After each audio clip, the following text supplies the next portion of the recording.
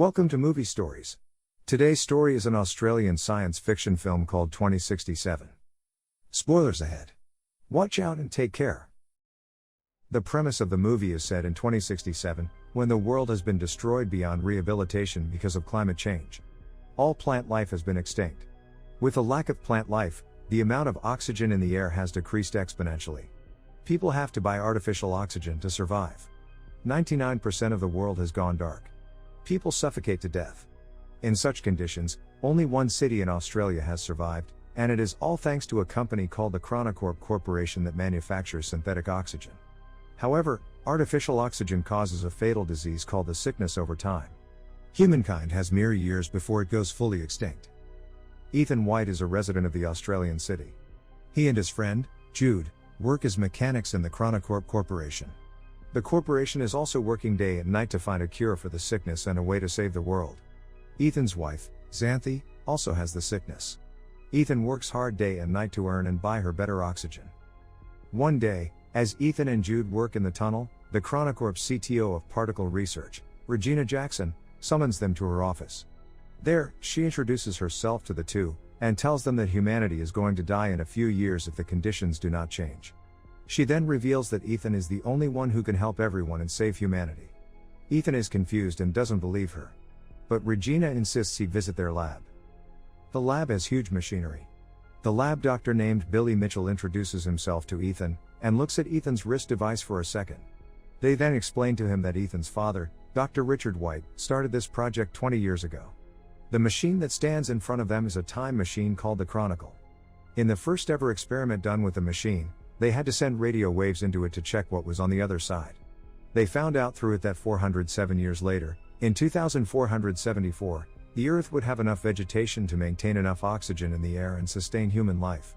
The people come to believe that if humanity still exists several hundred years later, it is likely that they have found solutions to all the problems plaguing their reality. However, a strange activity baffled the scientists there. The waves they sent had come back reformed. When they decoded it, they found out that someone from the future had sent them the message saying, "Send Ethan White." So now, Regina and the whole team want to send Ethan into the future for him to bring back the cure. Ethan is beyond surprised.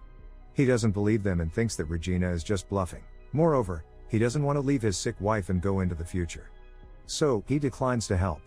Later, Ethan and Jude are at a diner, where they buy crisp oxygen.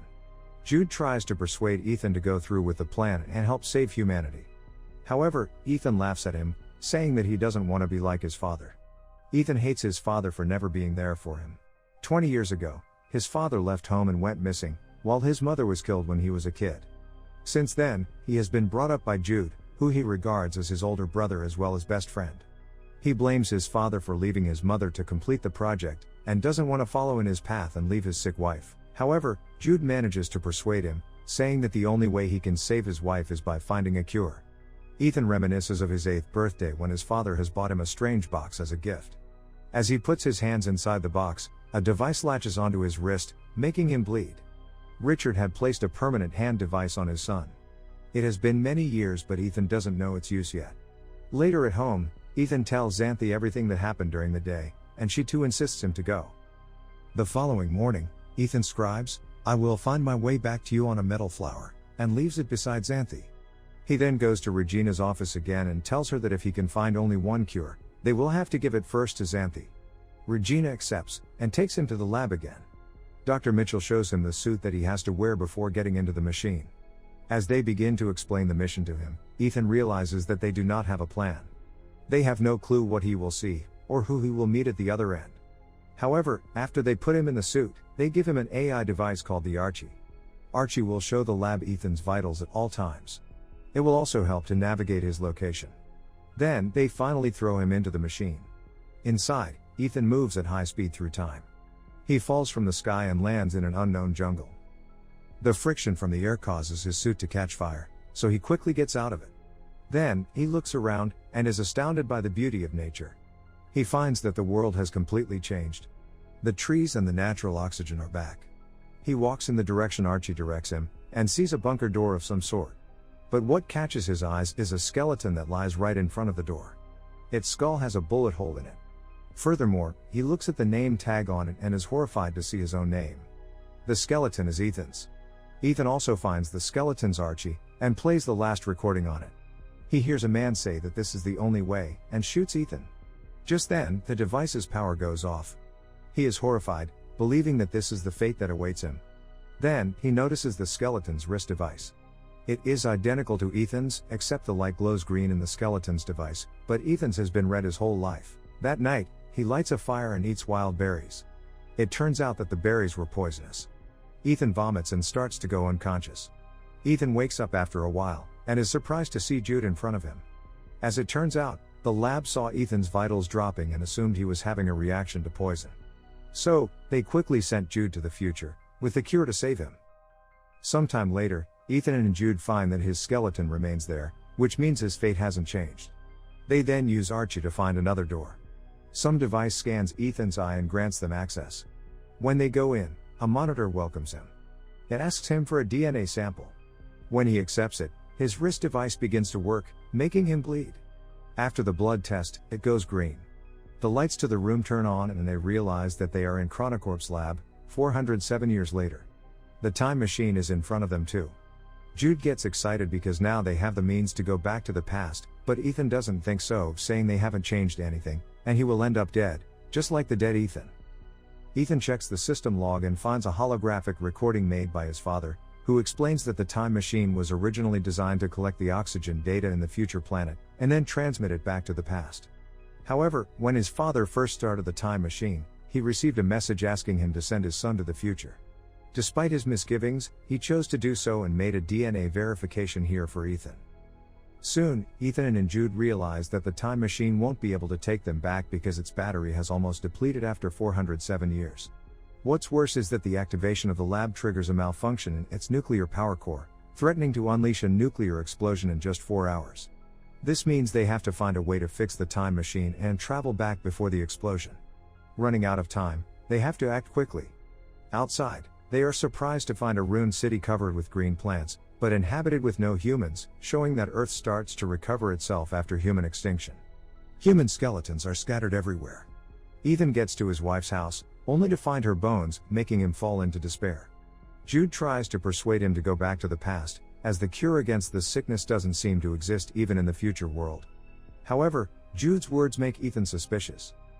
He then turns on the rusty Archie to play the recording once again, from which he recognizes Jude's voice, and it seems Jude is exactly the one who shot him. Jude raises his gun at Ethan, strongly denying that he would shoot Ethan. Ethan finally decides to complete the mission first, so with joint efforts, they manage to repair the power core and then return to the lab. Now the Chronicle system works and they should be able to return to the past, they just need to wait 37 minutes till portal launch. Once the countdown reaches 0, the portal will tether to 2067 for approximately 30 seconds. However, Ethan still finds his body remains behind a door at the same location, which implies that they haven't made any changes to the future. In order to figure out the truth, Ethan pulls out the battery of his current Archie and puts it onto the rusty one. In that way, he gets access to another video, in which Ethan is assured that his future self will be killed by Jude. Jude then confesses that there is no hope of changing the future and he is trying to protect Ethan. Finding it hard to believe, Ethan locks his brother up in a room, then plays back his father's holographic log from the day he died.